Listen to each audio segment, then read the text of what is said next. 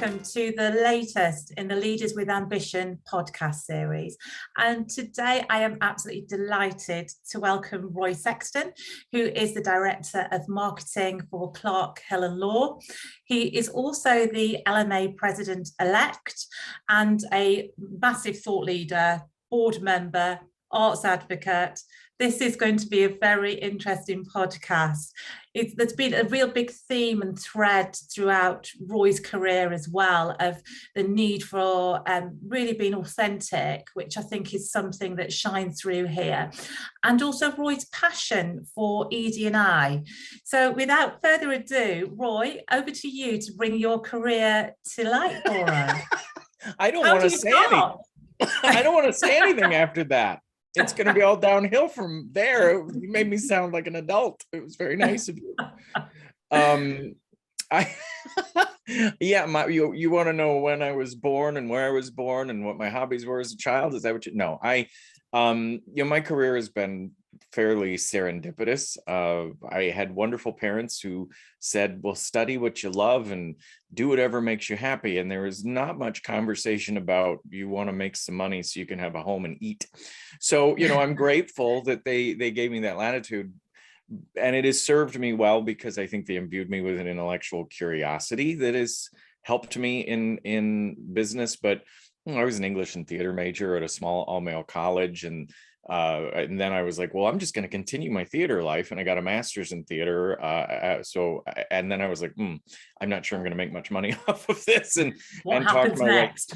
And so I talked my way into a job back at my undergrad, Wabash College, doing fundraising and alumni work. And then Deloitte was on campus recruiting, and I just wandered into their job fair, and they said, sure, we'll hire you. I still am scratching my head about that 23 years later. And that kind of introduced me to a whole different world of professional services and corporate life. And I think my theater training has allowed me to it's like remember the movie, The Secret of My Success? I feel like I've sort of faked it to make it along the way. And I ended up in a healthcare system for the better part of a decade. And it felt like every time I was about to leave, they would give me a promotion or more responsibilities. So they kept me around about a decade. And I learned a lot of whatever good qualities I think I got from my parents.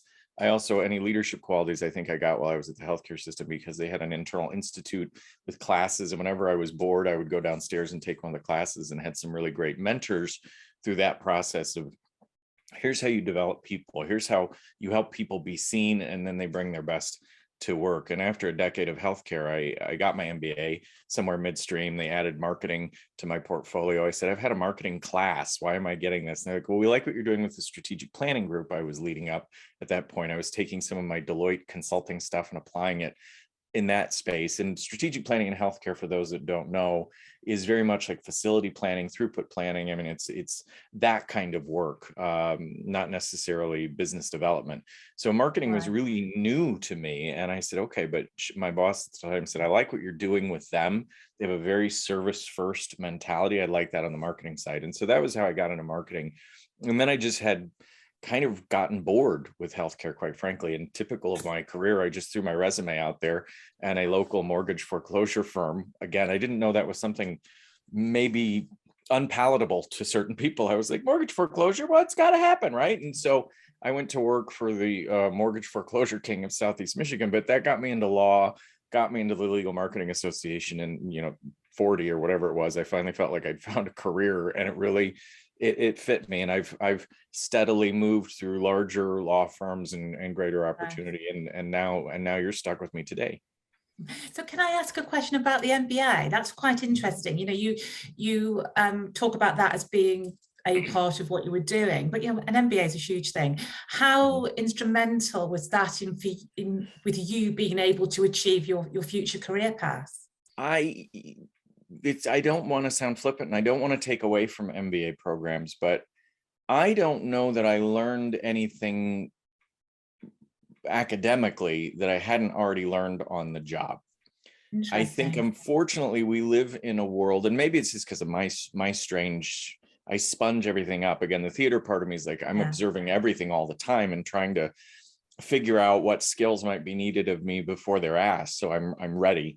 But my husband, who is in automotive and had a more standard career path. I mean, he always wanted to be in automotive. He did internships. He worked in England for a while. He worked in Japan for a while. He got his MBA to sort of shore things up. He got his through an executive MBA program here in Michigan through University of Michigan. And he said, you need to get an MBA too. I said, oh, I don't want to go back to school. I already have a master's. He goes, you have a master's in theater. If you ever want to get another job or do something outside of the healthcare system, on paper, people aren't going to understand. And he was right about that. So I think as a credential, it was very worthwhile. I would say what I got out of my MBA program, and I loved my professors, and it certainly codified things that I'd already learned on the job and gave me language to feel confident about what I'd learned. So it had value in that regard. But it was a 2-year cohort program, and some was online and some was in person. And so we were with the same group of people solid for 2 years, and they moved us through. The curriculum was already set, so we didn't kind of pick and choose our classes. We just went straight through.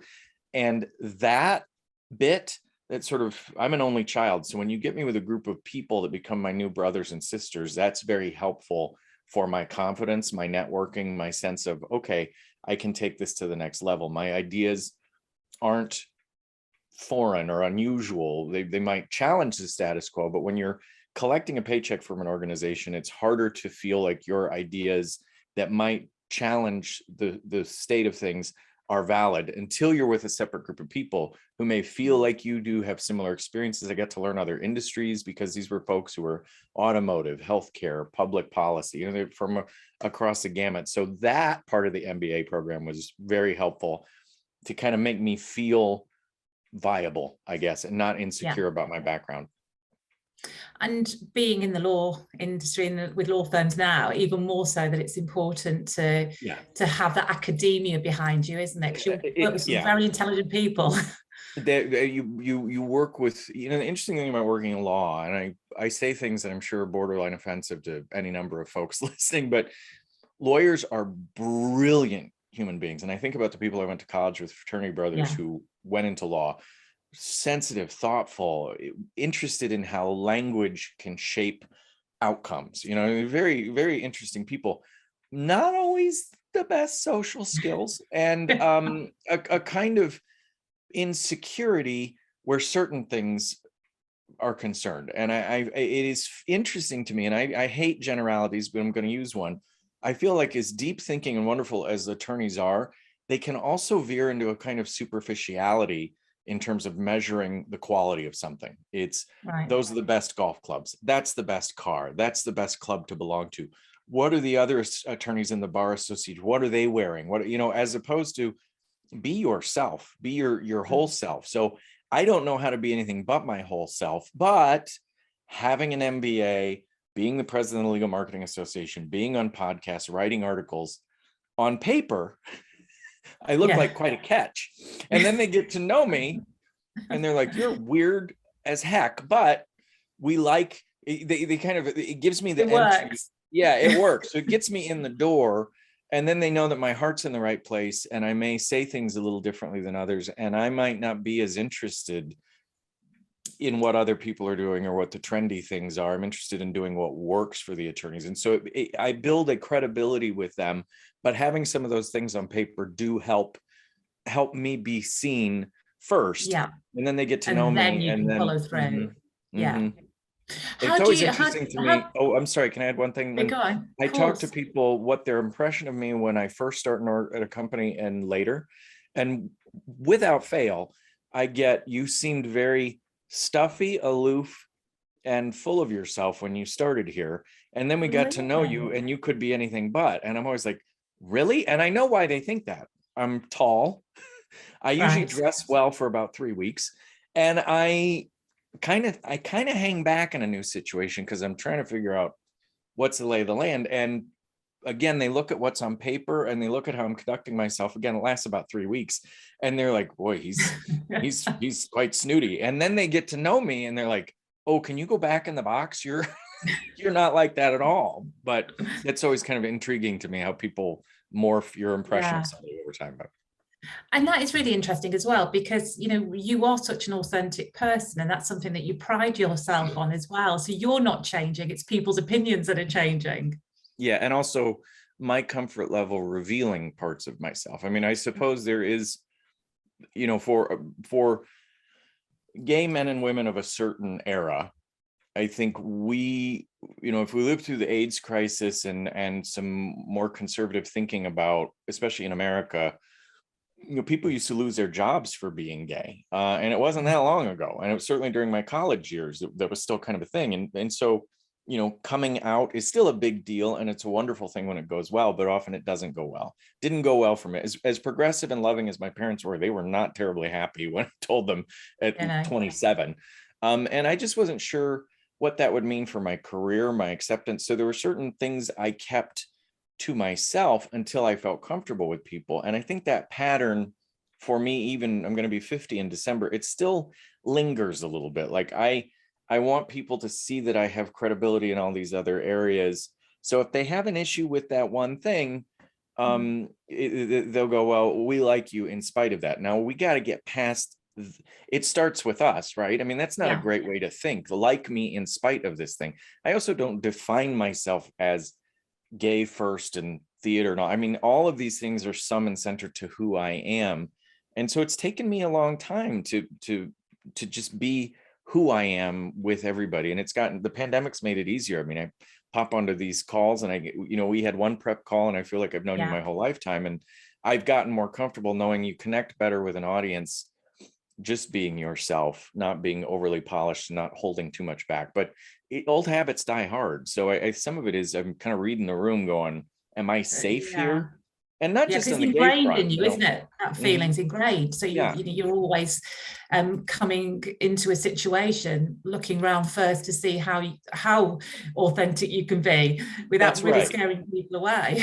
And attorneys, again, can be quick to, if they see a typo in something you've written, if they don't think you're dressed quite right, they can trigger to, oh, I can't trust you. There's risk associated with you. And you have to kind of get them past that and realize, no, I'm as nervous and worried about doing this correctly as you are. Trust me with the long game here. Don't worry so much about. But it's a funny dance you've got to do when you start a new law firm, particularly to get past those early judgments. So I do tend to hold back a little bit in a new situation until I feel like I'm comfortable. Pretty normal. And I think it's interesting, you and I were talking about during the pandemic when you were everyone was in their own homes and it humanized some of the lawyers and it really did change. You made that point and I told you got to write a book about this or something because everyone else has sort of fixated on we've lost our culture because we're not physically in the same space together. And you framed it a little differently. I don't know if you want to share it the way you said it. Well, go ahead. You remember what you said to me on that? Yeah, front? Well, I think it was really interesting that so many people working in law firms who'd probably lived in fear of bumping into a partner and how they would actually be able to interact. The fact that they could see them in their own homes and they could see the kids wandering around the background or the cats walking on the laptop, it really humanized the people and it actually broke down a lot of barriers. I think sometimes there were still social barriers there because not everybody's got these beautiful homes that you see that the lawyers have, but it definitely, and also look at the amazing array behind you, but it definitely humanized such people. Aesthetic beauty in my home, can't you see? I love it. No, but you and then I put too fine a point on it, but I thought it was just one of those things somebody says you're like, we're slams together. It's like we actually enhanced our culture by opening our homes up and people seeing what we collect. I mean, attorney offices tend to be treasure troves. And I look for clues when I'm connecting with an attorney in a new organization by going in their office and saying, oh, you like Star Wars stuff too. I have so many interests, drives my husband nuts. It's very easy for me to connect with people on that kind of superficial level. And then that starts a conversation, where they're like, they do amateur theater or they, love to travel or whatever. And you see a picture in their office, but being forced into the situation we were, you got to know people on an intimate level, which is a dangerous word to use, I suppose, that did build stronger culture and relationships. And so it's interesting when you hear leaders now saying, we've lost our culture. We need to all get back together so we reclaim that culture. How are they defining culture? Because that culture actually had a greater artificiality to it than the culture we've created in pandemic. You know, you were telling me as we started this call, you built that shed that you're in now so you didn't murder your family during the pandemic. I mean, that I thought that was so clever and charming and honest, that those are the things you remember and how you connect. And then the work improves when you connect Yeah. with people on that deep level, and and you keep boundaries up. I mean, you don't, it's hard for me. I want to help everybody, and I have to kind of pull back and go, sometimes helping someone is just hearing what's going on with them. But the work then is that much easier, and better when someone's having an off day and you're like, let's not give that to that person today. They're going to be productive and busy tomorrow.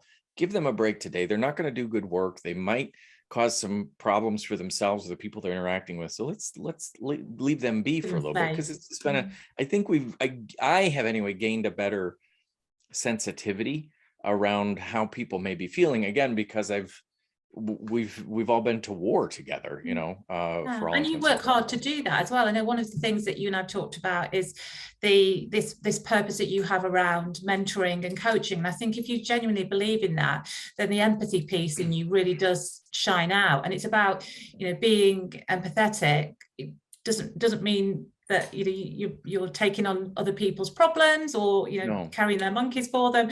This is actually about how can you assist and pay forward some of the coaching that you've received Correct. during your periods of life, isn't it? And meeting people where they are. And I now take for granted, like I said, there was this academy basically in the first floor of our healthcare system where we could go take a class. And I just thought every company did that, right? Well, they don't. Yeah.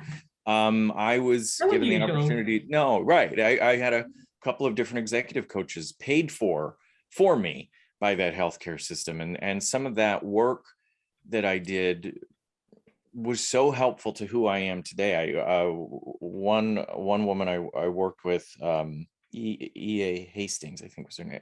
Hastings was her last name. I think EA, I think was her by. But I was struggling a little bit because I am prone to, I didn't know what it was. I'm prone to introversion. I like to work separately. I don't necessarily like to brainstorm in a large group. I lose energy. As an only child, I like to go, I may have said this to you before, bake the cake and then come forward and go, isn't this wonderful?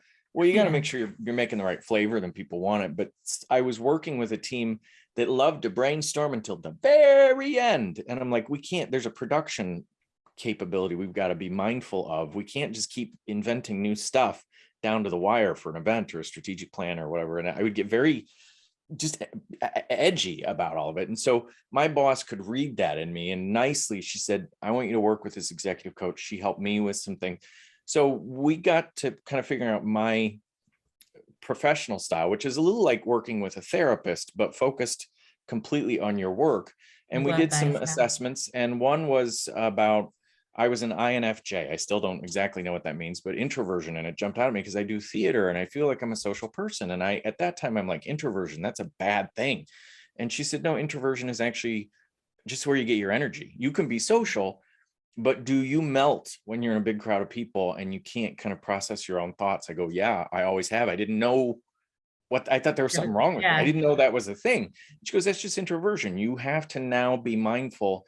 And ever since I've known that now 10, 15 years, I know to go, if I don't take 10 minutes here, 10 minutes there, I am a cranky bear by the end of the day and I end up snapping, and I don't want to do that. So how do we call it right? We call it self-care now. I mean, we've come up with words for it, but I just, and I've done that back in the day when we were running all about to offices and things like we used to. I would come home sometimes in my suit completely and just lay on the bed and say to my husband, please, Dracula's in his coffin for a minute, and I would lay there and I would just kind of breathe. And then 10 minutes later, I'd be like, okay, that's how I'm wired. And once I knew that about myself, and the other thing that she had, M.A. Hastings, not E.A. Hastings, M.A. Hastings, it bothered me I couldn't get her name right, was this thing about being gay and being the best little boy and winning all the awards.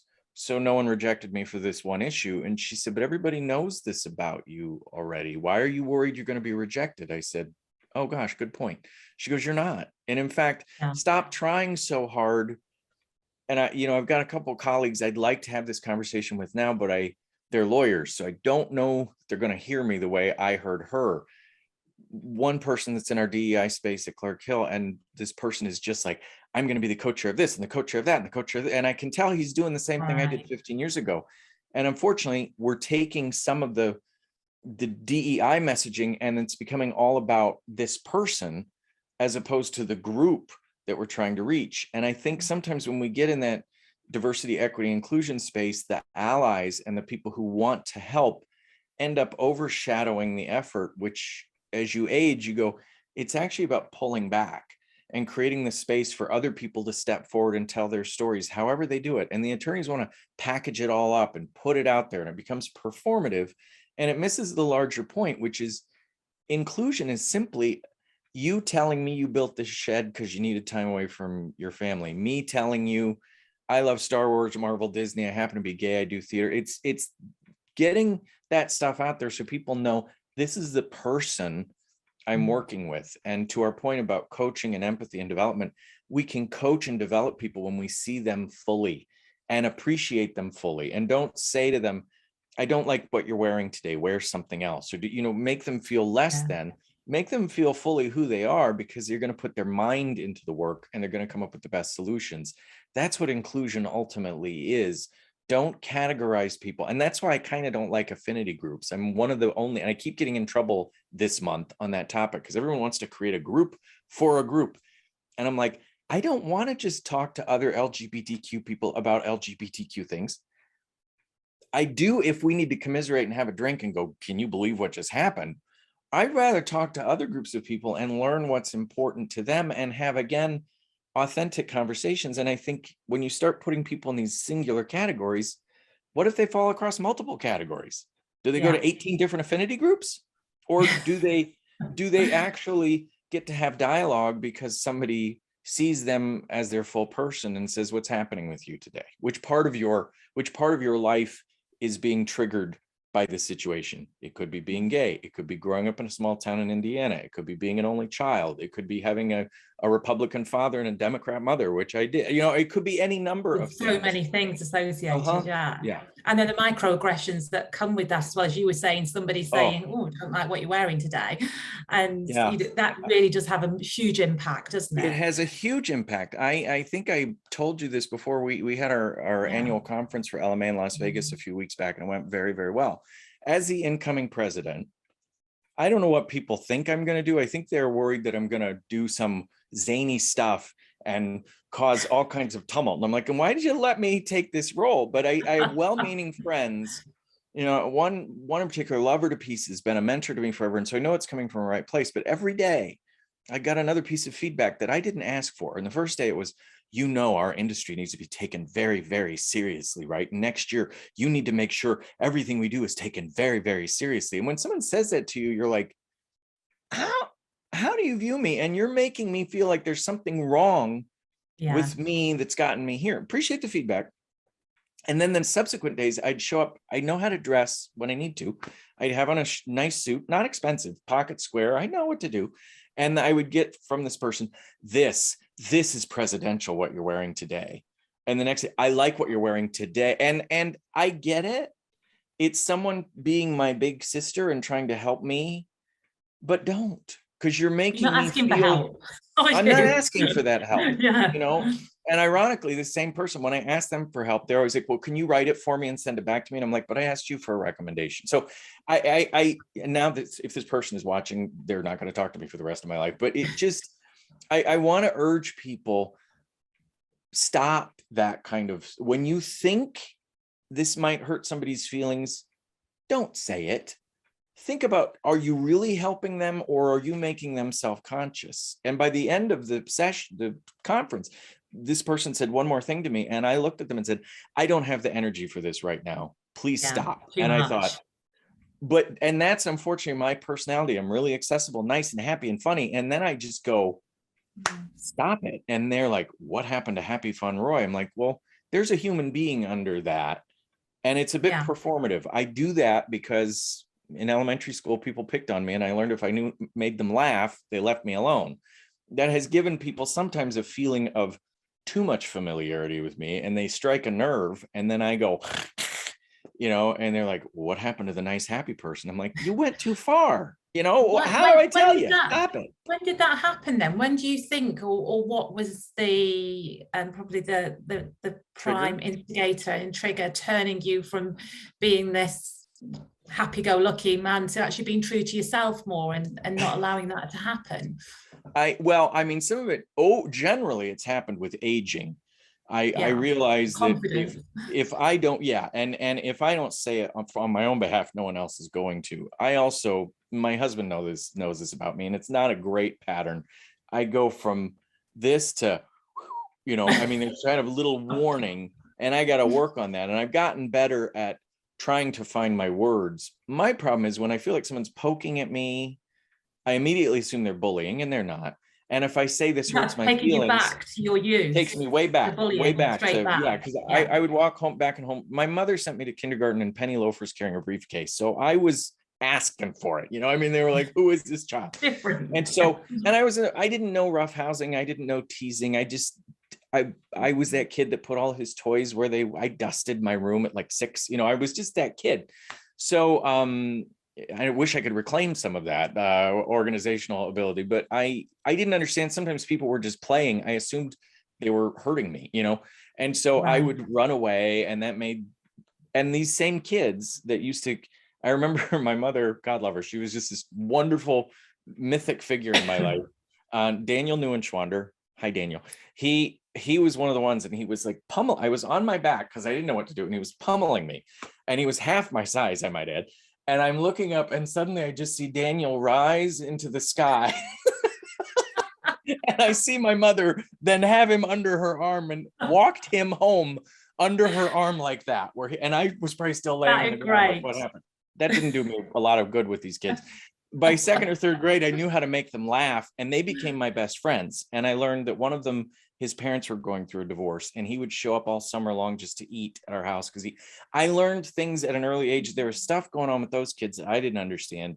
So I did learn a kind of empathy early on, but I do still feel kind of triggered. So I find sometimes when I say to somebody earnestly, you know what you just said, it hurt my feelings, they get into a defense as opposed to hearing me say, look, can you stop? Well, I'm just kidding you. Can't you take a joke? And that, when I feel like there's that energy, that's when I'm like, okay, we're on, because you don't really care about your teasing me wasn't to connect with me. Your teasing me was to minimize me. And now I'm mad. Be mean. And that's mean. Versus when I say to somebody, look, and I think in the sense of the conference, sometimes I make the error of, this person knows me really well. Shouldn't they know better than at this moment in time? And I kind of, I'm pleasant, laugh, and then I start to growl a little bit, and then I growl a little louder, and that's when then I finally go, please leave me alone and don't talk to me anymore. Yeah, these are things I have to work on as a person, especially working in legal, because you got people poking at you all day, and you've got to control your emotions in that respect, haven't you? And that's the other thing I don't think attorneys realize. Having us work from home, we're better rested, and when you're better rested, you're in a much better place to deal with foolishness. That's good. You get an extra 2 hours travel time back. So, but with the LMA, it's an amazing association, and I'm sure you're very proud to have achieved president-elect status. And a little frightened, but very proud. Yes. What was when you joined? I think it was 10 years you've been ago. From joining to president, which seems to me to be a really quick progression. So congratulations to you. What was it about the organization that you thought, I want to be part of this organization, and then moving to that step forward, that actually I feel that I can add value by helping to shape the future of it? What was behind that decision-making process for you? A lot of layers in that, but to kind of unpack a few, I went to my first conference 10 years ago in Dallas. We affectionately call it the Biodome. It was one of those Gaylord things. It was completely self-contained. And I'd been to other industry conferences before that, and my garb was to throw a couple khakis and some polos, not dissimilar to how I'm dressed right now, in a backpack and just go for a couple days. It wasn't, when I went to conferences in other industries, it was just about absorbing the information you were getting. It was not so intense on networking community, or maybe I just wasn't aware of it, but it felt more like you're going and getting a thing, you're going and getting a cheese sandwich and they'll go home. So I went to my first conference, and suddenly I see all these people dressed really well and clearly connecting to each other. And I felt a sense of community that intrigued me. And I probably instinctively in my bones, I'm like, I am missing some important life skills that I might pick up if I take this seriously. So I kind of, excuse my language, half-assed that conference. I was there for half of it, didn't have the right clothes, felt self-conscious. I'm like, I'm going to go back the next year. And the next year was in Las Vegas, but I'm enough of an introvert that I was like, I don't really want to go. I really used to be terrible at small talk at cocktail parties, like awful. Like I didn't know how to That's go up to a group of interesting. people. Awful. Yeah. Like if I had people I knew, and this is why I can empathize with attorneys. You send attorneys to a business development function. They're like, I'm going to meet some people. And then you watch them and it's 6 of your own attorneys hiding in a corner talking to each other. They're not talking to anybody. I can relate to that. So I went to Las Vegas, made a couple more friends, but I made a point to have tickets to something every night of the conference. So I didn't have to go socialize. I'm like, well, I'm going to go see Shania Twain. I'm going to go see Jersey Boys. But I got a little, I'm like, okay, I'm getting again, this is how it takes me a while. For it. You're learning. I brought slightly nicer clothes, I'd never been to Vegas before. I'm like, this is interesting. Then the third year was Orlando. And I was like, I am going to make an effort. And there was this social media special interest group. And I really could tell I liked those people and was watching what they were posting and stuff. And they were having, during these LMA conferences, and next year, I kind of hope we can streamline it. There's like 1,000 little meetups. Like there's a social media group meets over here and the Midwest meets over here. And you go to this person and you have a drink with them and you run all over the place. It's like, do we need all this? But it does help because I sat down with that. I was kind of lurking around that social media group. They were by the pool. And this woman that told me I wasn't dressed right, she's the one who said, come over here. And I said, okay. And I sat down with them and they adopted me. It was so nice of them. Because they didn't have to. I was just this weirdo lurking around the pool, and I got to meet. And it was back when people were tweet ups, live tweeting, all that stuff. And I'm like, well, this is fun. And I'm always better in a social situation when I have a task. Like if I'm at an event, I'm like, give me the card table with the name tags, or let me take pictures of people, because then I feel like I can approach them. So doing that live tweeting, I got to know them. I got this little group of sisters basically who looked out for me. And we came up with a pitch for a presentation at the next year's conference at San Diego, and they accepted it. And I'm like, what? I get to present at this. I'm now involved. Yeah. And that was the year I was like, I'm not a dress for success person, as you can tell, but I'm like, I'm gonna wear the uniform. I bought new suits. I had them all dry cleaned. I made the mistake of folding them in the dry cleaning things, thinking they would stay. No, you don't pack. I didn't know. And I unpack all these clothes, and they're all like, and I go, oh crap. I did learn that if you just run the shower, sorry, eco people, for about an hour, but it was then San Diego. So my 4th conference where the world opened up to me, and I had friended everybody on social media in the interim. I'd gotten to know them, and I felt like I was walking into a room of people who knew me as me, and I could walk into a cocktail party and make friends, and that made a big difference in my life and career. I can now go into a new situation of people I don't know and just kind of walk up to them, because I feel it gave me a sense of purpose, again, a sense of confidence, a sense belonging of as well. Yeah, and there's something wrong with me where I can't just enjoy things. I'm like, and now I need to pay back and help. And I don't know if it's a need for validation or a authentically care or both. But I got on the Midwest board, and then slowly it's kind of snowballed, and then I got on the international board, and again, MA had said, you kind of like to throw yourself in harm's way just to see what happens, don't you? And I think I told you this. I was that little boy that took everything apart to see how things worked. And so that's a little, I'm like, I'm enjoying Disney World. Now I want the backstage tour. And so I'm enjoying LMA. I want to see how this works and how it comes together. And sometimes I've done that in my life. I was on the board of a theater company, and by the end of it, I had really come to feel sad about the people I was working with. Like I'd gotten too invested and became disappointed. And I'm trying to be very careful with LMA, because you move into these roles and people automatically assume, well, you're president-elect, you must know all the things. There's a conspiracy. You know everything. Yes. And I'm like, no, I can barely keep my own life together. I'm not pretending to be on top of everything, and I never will. And I think some people who don't know me very well initially are like, this is who we have as president, he doesn't even know this. And I'm like, yes, but isn't it refreshing? You have a person that's like, I don't know what this is. And often I'll go, I don't know what this is. And then I'll go, do we need to even be doing it? Yeah, Because because it's there's a a fresh lot set of of that. eyes, isn't Yeah. it? Yes, I Yeah. agree. Things happen because it's always happened. And I think Right. that's why it's great to get people coming in, question it, and like Yeah. you say, to really look at it in a different way, and what's the purpose of it? And it's Yeah. really the networking, I think, from what I hear, is absolutely amazing. It's at the remarkable. event. And it really is, again, I've been in other associations and there's always a very competitive sense. People don't really collaborate. LMA is not like that. I think we all know, and we service providers and in-house people are all intermixed. We tell each other, we help each other. A lot of those service providers know they might not get business from you the first or second year you're Yeah, there, but after you get to know them and see how helpful they are when you're in a position to hire. And I have many of the people I got to know in my early days at LMA, when I'm in a position to hire a consultant for something, I'm like, I call them ah, first. And we can have real genuine, we have a relationship, so the work goes much better. And there's such knowledge sharing in LMA. I've never seen anything quite like it, because we might have each have a recipe for chocolate chip cookies, but we bake them all a little differently, and we're working with a different set of ingredients. The attorneys, the law yeah, firm, the culture, it's all different. So take the idea and customize it to your organization. And it is, I suppose everybody thinks their culture, their association, their family is the most unique, but I do think there's some special magic that I hope we never lose. We don't say to the service providers, you stay out in the hallway. We all have our meetings. It is, everybody shares their knowledge with one another very generously. And people, when they come to LMA, if they haven't been before, it feels very cliquish. And I felt that way once. And now I know yeah. why people feel that way, because these are folks who have only seen each other once a year, maybe.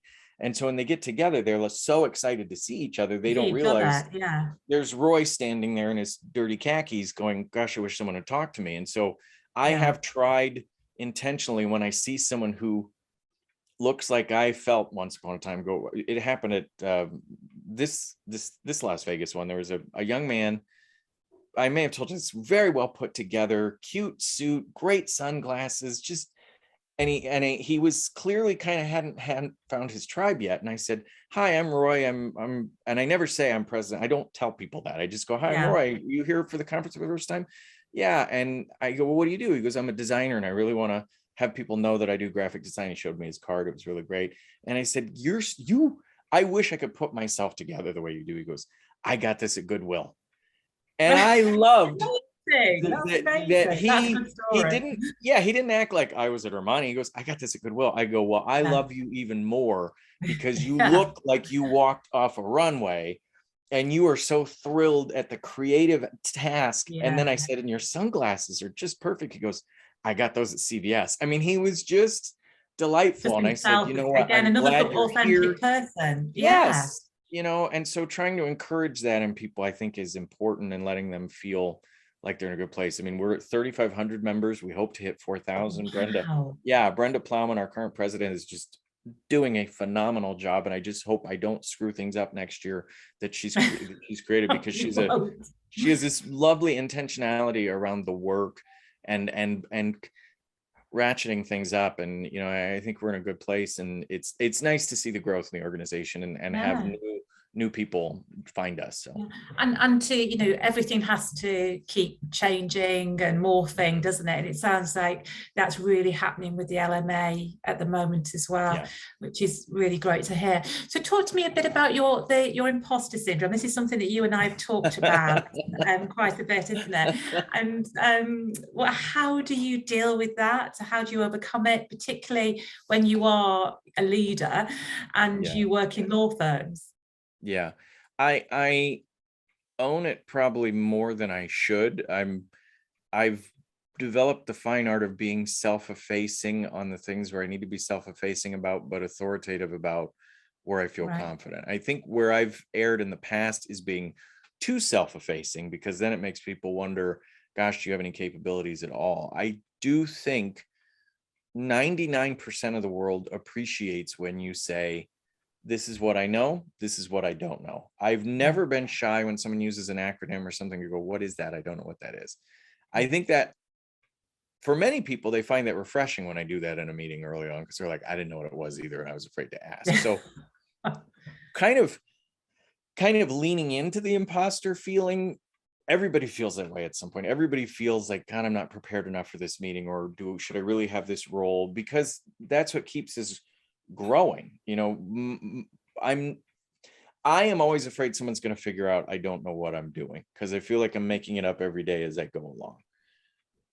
But I also lean into what experiences I've had and draw upon them pretty openly and say, I don't know if this applies, but this happened to me once and might fit. And I find that even though I openly say, gosh, I don't think I'm qualified to be doing what I'm doing right now, I still have more people asking me my opinion than not. And I think what had a presentation I sat through earlier today from somebody, and we had offered the coaching saying, be accessible, be exciting. And this person went the absolute opposite, went very heavy and shaming. And I'm like, and this person is always like, no one ever calls me. And I'm like, that's why. Mm-hmm. So sometimes when you're feeling that imposter syndrome, don't hide from it. Actually just say, gosh, I'm feeling that right now. And 9 out of 10 people in the room, if they're self-aware at all, will be in the palm of your hand, because you're feeling that way. I've never been president of Legal Marketing Association before. I will never be president again. So I could get myself totally in a spin about, I don't know what I'm doing. I'm not qualified to do this. I do feel like I'm not qualified to do this, but then I have a conversation with you and I realize I've been in this organization for 10 years. I have opinions. No. I can connect with that kid in his suit. So that is what I will bring. Brenda right now brings a thoughtfulness and an intentionality and a careful, very data-driven decision-making process. I'm not doing that. I can't do that. That's not me. So I'm not going to try to be Brenda. You want someone to be different, right? Don't you, Roy? Otherwise, then Brenda might as well be president, as you say, for the rest of her life, because this is why the beauty of having lots of different people. And this may be the theater part of me too.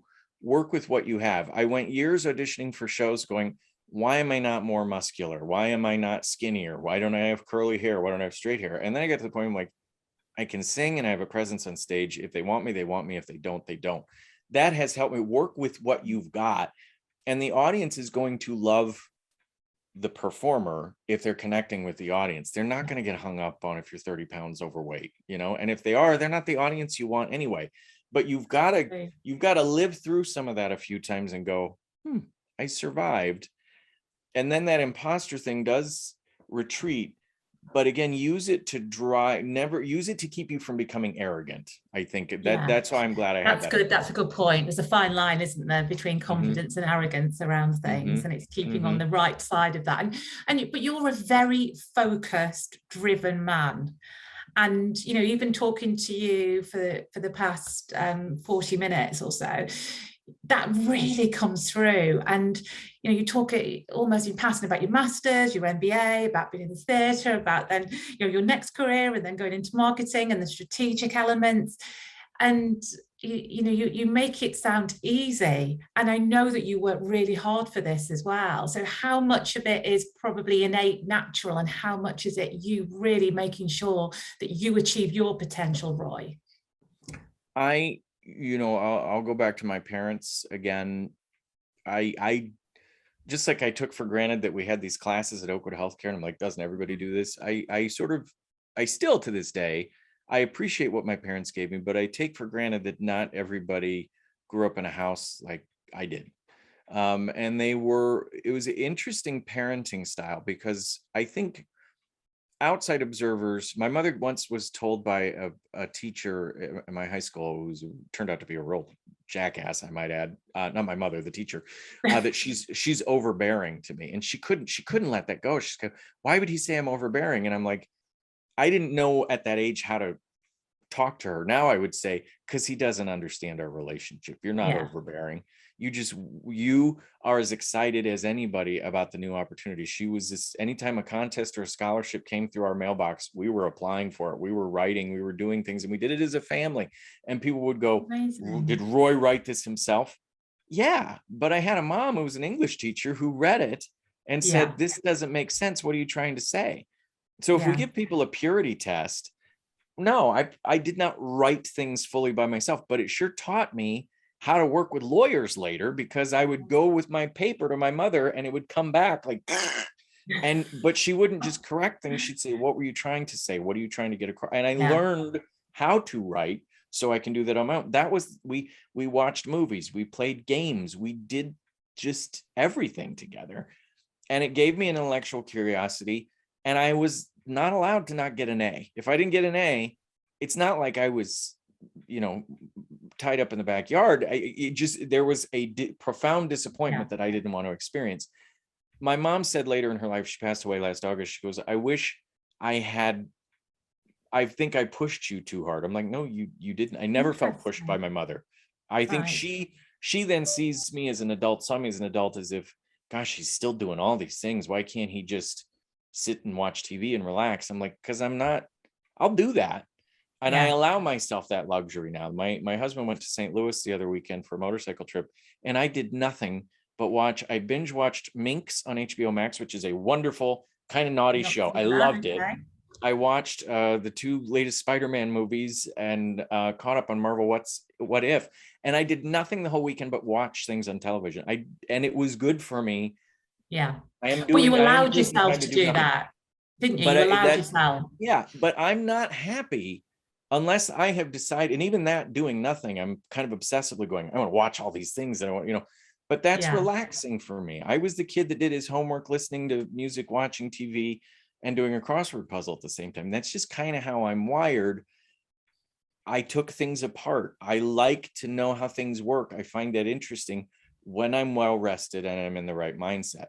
What I find my downside is then I try to say yes to too many things, and I'm too driven, and I'm not doing any of them well. And I'm getting much better at this late state of life going, I can't do that. I'm sorry. I'm sorry to let you down, but I've got too many other irons in the fire. But so that drive that you're picking up on, you're the first person who's ever, other than my mother, saying I'm driven. I don't feel like a driven person because I don't feel like I'm motivated by the same things. I'm not motivated to make a huge salary, although Clark Hill, if you want to give me more money, that's fine. I'm not motivated to join the country club, to be seen at the right events. I don't care about any of that stuff. I never have, but I am driven to challenge myself to learn more and think more and connect more with more interesting people and see what adventure life has in store for me. And that does keep me in the game, driven. And it's that doing a good job thing. It's like the setting expectations piece that you were talking about before with your parents, and sounds like particularly your mom. You're always doing that for yourself, and your expectations are always further maybe there's some other people's, which is why you're always continuously pushing yourself and driving forwards to achieve. And I don't know, a therapist might have a field day with it. I mean, I've worked with therapists, and I highly recommend. There's no shame in working with a therapist. If anybody's ever made you feel bad, but don't, it's good. The theater part of me, I learned good actors listen to the director. That's your proxy. So you rehearse. We talked about this before. You rehearse, and those who are not familiar with the process, you rehearse, you run through the show, and you get notes for the director. And a good director slowly teaches you. You learn the script, you learn the blocking, you learn the choreography, you learn the music, and then you put it all together. And that director watches and gives you notes. And the actors who are bad are the ones who think it's all about them, and they argue with the director as if a note means they've failed. No, that director's trying to make you better. So absorb that and go, I want to connect with the audience more. I don't have anybody else who's doing that for me right now except that director. I feel the same way about therapists, and I feel that way about executive coaches. They're looking as objectively as they can at your current situation. Take the note, learn from the process and grow and benefit from it, and you'll be in a better place. So where I was going with is, I'm sure a therapist would have kind of a field day with me. I do have the dark side of my drive is a kind of obsessiveness over the weirdest stuff. And my mother had the same problem. And it's interesting, now that my mom's gone, my dad has.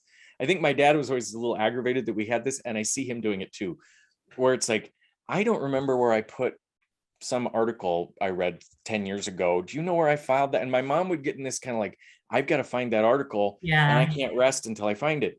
And I do that with I collect things, you can tell. And I'm like, gosh, I'm still bothered there. I have some vintage Pac-Man magnets. I don't know where they are. And it's been bothering me for 3 months. And it's in the back of my head. You're thinking about it still now. And now I notice my dad does that. He goes, do you remember there was some movie he knew we'd bought at some point and he couldn't find it, and I ended up just ordering him another one for $5. I'm like, you're getting the second one. If you ever find the other one, donate it. Right. But I think that I tend to do that. And if something can't be solved, I kind of keep banging my head against that. And I've also learned to sometimes step away and you remember where you left your glasses or your phone Yeah. if you get it out of your brain. But I think the drive, the part of me that I wish I didn't have, and my mother said the same thing about herself, is that like I just replaced a bookshelf that I'm looking at right now that was kind of rickety. And I lately in pandemic, I love putting bookshelves together. It's the weirdest habit. Like I like getting a Hopefully new you've got books bookshelf. to go on them, Roy, as Oh, I well. have I have so many books. My husband's like, are you ever going to read these? I'm like, oh, one day I'm going to break my leg and read everything. He goes, we just lived through a pandemic and I didn't see you pick up one book. But I collect all this stuff and little, figurines and stuff.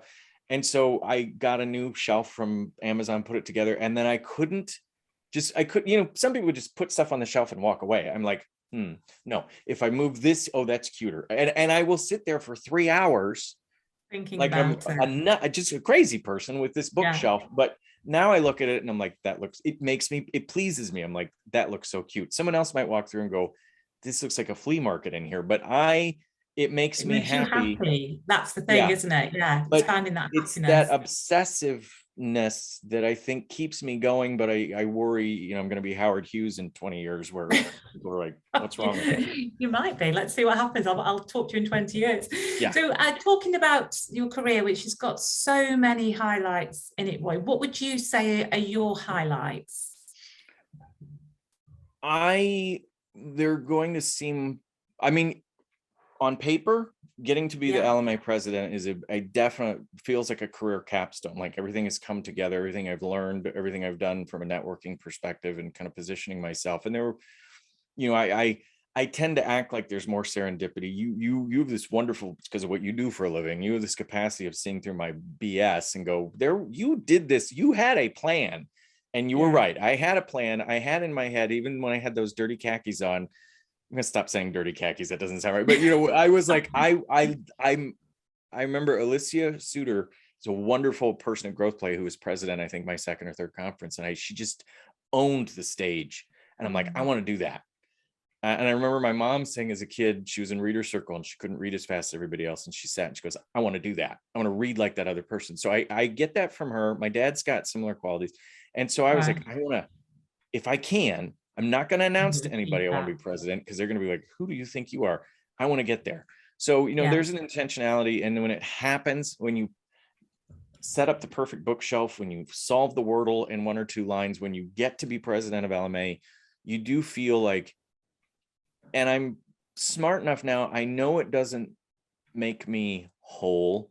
It doesn't make me happy necessarily to be president. It's not solving any of my emotional deficiencies. Back in the old days, I'd get a part in a show and I'd be like, I'm going to be happy now. And I'm like, no, I'm still not happy. I know now I'm not going to solve those parts of my personality by getting to be president. You're always looking for what's right next, aren't you? That's if anything, I'm going to exacerbate. Next? Yeah, I'm probably going to make worse the emotional issues I have by being president of LMA. But that's a capstone moment. I would say, from a career perspective, what we've done at Clark Hill with the brand launch and the success of that, and that I'd give us a good solid A or A minus. That we had very little pushback from any of the attorneys in what we did, and we did bring the culture together, which was our goal. I feel very proud of that.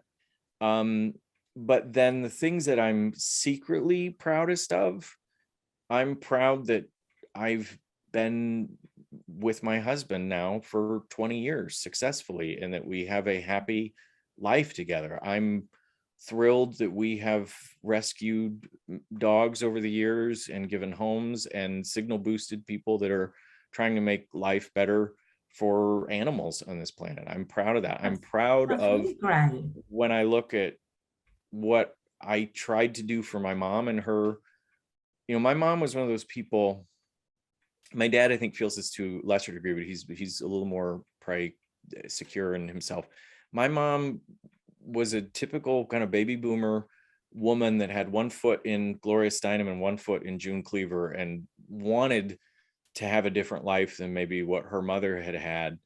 But my grandmother and my mother, they loved writing, they loved words. My mom was a very creative person, was in theater, did a lot of things, but put all of that energy into me. And I'm grateful for that. But never had that life for herself that she might have wanted to. Always felt she one of her favorite pieces is A Member of the Wedding by Carson McCullers, and there's this line in that, the we of me, I'm always searching for the we of me. Like, she never knew that she was seen, she was understood. People in her small town thought she was strange, made fun of her. She didn't understand that they were probably not being mean, but they just didn't understand the way she thought. So the last 10-15 years of her life, I put a lot of energy into helping her. She wrote a couple columns, they turned into a couple books that like 6 people bought. She had a Fantastic. website, and it never, it's probably where I saw firsthand that those things never made her feel whole, unfortunately. Yeah. She almost was as hurt, if not more so, when a book came out and no one acknowledged it, versus I've got a book, you know. It never Yeah. seemed to complete her, and that makes me sad. But we didn't leave anything left unsaid, and she said to me a few times in toward the end, because I think she could feel it coming, she said, you've done You more okay? for me than anybody ever has, to make me feel like I mattered. Wow. And How powerful. I'm glad. And I've tried to people, I'm sure people, I cry at the top drop of a hat anymore, but I try to then continue that without being Mama Rose or overbearing or stage mothering people, but just to, you know, I've had Yeah. people that worked for me 20 years ago that now are, you know, healthcare executives and doing things, and they were people that others hadn't tapped on the shoulder. And I'm not giving myself credit, they did the work, but I feel good that I was Part a of few their times in my, journey. yeah, and that a few times in my life I was in the right place at the right time to make the unconventional choice on behalf of somebody who might have felt like my mom in life, that no one was ever Yeah. going to give them a chance. And so that's the stuff I'm really proudest of. You know, That's the stuff on my amazing. Your resume, mum I'm sounds thrilled, but amazing, Roy. She sounds an amazing, amazing woman. she was, Your mother, and and is, she had such you an know, she's still impact here. Yeah. on you. Exactly. They're always Yeah. with you. You've got to think that. Yeah. And what about challenges then? What do you think have been your biggest challenges to date? This is the Because answer. you turn your challenges into wins all the time, My don't answers you? are just goofy today. I think my biggest challenge is just enjoying this moment now. Mm, You know, don't not, and this is, I think, the advice my mom was trying to give me before she passed. Don't feel like you gotta do, and I will always probably, but don't feel like you gotta do the next thing. I mean, like my theater life, yeah. I really want to play Sweeney Todd once. I was joking about with a friend of mine, there are a couple shows I'd like to do before I die. And I'm like, or could I just go, I've done what I needed to do, and let's see what else happens. Let it happen. Because I'm Yeah. noticing that this things happen. You age a certain point and people just come to you and ask your opinion, and you're the Mm. LMA president, you must be something. And I'm like, okay, You know but everything. if I just let it in, if I just let it happen and be in the moment. Christopher Reeve, Yeah. when he had his accident, I remember something again, my parents both quoted. He said, somebody said to him, "Were you mad at the horse?" And he laughed. He goes, "Why would you?" Remember, Christopher Reeve fell off the horse and then he was Yeah. Well, paraplegic. yeah. And Superman. yeah, and he said, "Why would I be mad at the horse?" Which I loved him for that. He was like, "I'm not gonna be mad." He goes, If Yeah. anything, I'm a little frustrated with myself. I need to be in the moment. When you're on a horse, you need to be in the moment every single second. And I wasn't. I just Mm. wasn't. And this happened. And I thought, And Good advice. I Yeah. want to let this in. And I know I'm going to have a lot of people coming to me, wear better shoes, wear this suit. What happened with this policy? I didn't know. And I've got to curb my tendency to try to make everybody happy and go, Yeah. "Oh, I'm so sorry. Let me give you the notes from the meeting you didn't go to that Yeah. now you're acting mad because you didn't know about." I'm like, I got to just be calm, be the center of the hurricane and go, "Well, we did the best we could. What are we Yeah. going to do And now?" be in the moment. I hope I can be that. I think that's what, I'm not a person necessarily of great faith in that way, but I do think whatever is up there, divine or otherwise, is kind of putting things in our path that we need. And I'm hoping that rather than go I'm going to put a bunch of binders together and have a plan and make everything better and start Yeah. 8,000 groups every next year, it's just, let's inventory what we have. Let's enjoy this association. Let's enjoy the new people coming in. And if I can lead by example and just stop worrying about the next thing I'm going to do and actually just enjoy the moment I'm in, I think that's my biggest challenge right now. Yeah. Not coast, but just Mm. be centered. And I think quite frankly, I think the lawyers that I work with could benefit from that too. It's stop worrying about the next quarter and our CFO would hate me for saying this. Yes, we need to worry about the revenue and coming, but just the But business also will be in come the moment. if you're in the Yeah. moment and of service to people, it's gonna work out. It usually does. It usually does. So I think Works that's out my in the biggest end. challenge. Mm. And But also, losing, I I think do want to that's lose words about, I of want to lose wisdom. about 20 pounds. Maybe that's my other thing. I'm a little chunky. I'd like to lose it because there's You going to be a can't- lot of pictures You can't next see year. it on the camera. It's great. Yeah, well, here, I'm lucky. The face has generally been pretty good, but the neck down, I have no shoulders and it's all pear. So there are going to be a lot of photos next year. So I would like to lose some weight so I don't you just later do Zoom go. meetings, Roy. That's what you need to do then. Just Zoom meetings for the next I know, year. but It's perfect. but see, that's the problem. I'm used to looking at this and I'm like, okay. And then someone takes a picture of me from the side and I'm like, what is this? And so, but it's again, a happy life. That's what it is. It's a happy life. Yes, be happy with who you are and the way you look. But if I could lose 20 pounds, that wouldn't kill me. Well, I think that was some really great words of wisdom in there as well, to really be in the moment, to enjoy the moment. And, the bits that you've mentioned throughout about the mentoring and really in the networking opportunities there is to throw yourself into networking. Everybody feels nervous when they're networking, as you say. You're now the president from 10 years ago, walking in a room and thinking, gosh, I don't know anybody. And you do have to put yourself out there and think about the people feel like you feel in those scenarios and situations. So many highlights here from you today. Your passion completely shines through about your role in your career, and it's lovely to hear about.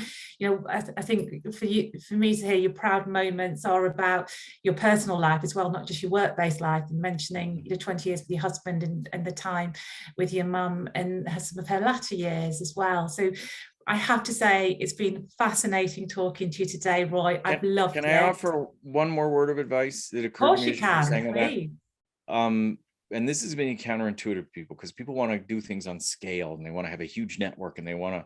Some of what worked for me with whatever association, whether you're in legal marketing or selling shoes or whatever you do, person by person, you will be amazed. Just take 5-10 minutes to get to know person by person, and you will have amassed an army of people who are on your side in very quick fashion. But if you try to go big right out you're not gonna engage anybody. So really, start with those pods of people and let them expand out and grow your network very thoughtfully. 5 or 10 minutes a person, and you'll be shocked at what you have. Very good advice. Really good advice. Thank you so much, Roy. It's been an absolute pleasure, and I look forward to seeing you in the States at some stage. I would like that, and thank you for having me. I want to come live in your cabin. You're more than welcome. I have decor. Would you like? I have some extra here. Let's swap. Anything you want. My husband would be thrilled to see some of this leave the house. Pick what you like. I'll take Yoda. It's yours.